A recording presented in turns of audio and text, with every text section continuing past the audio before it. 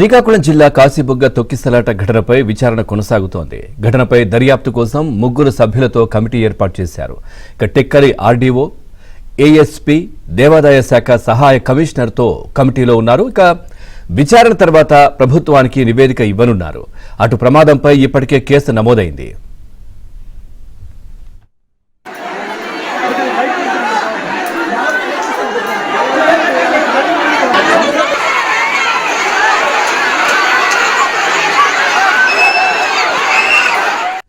తొక్కిసలాట ఘటన బాధితులకు చికిత్స కొనసాగుతోంది. నిన్న కాశీబుగ్గలోని ప్రైవేట్ ఆలయానికి కార్తీక శనివారం కావడంతో భక్తులు పోటెత్తడంతో తొక్కిసలాట జరిగింది. ఈ ఘటనలో 9 మంది మృతి చెందగా మరికొందరికి గాయాలయ్యాయి. బాధితులను మంత్రి నారా లోకేష్, కేంద్ర మంత్రి రామ్మోహన్ నాయుడు, టీడీపీ నేతలు పరామర్శించారు.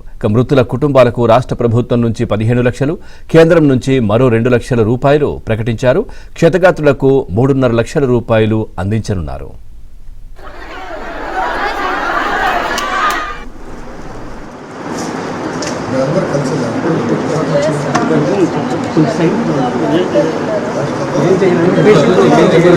పేషెంట్ చూసుకోండి.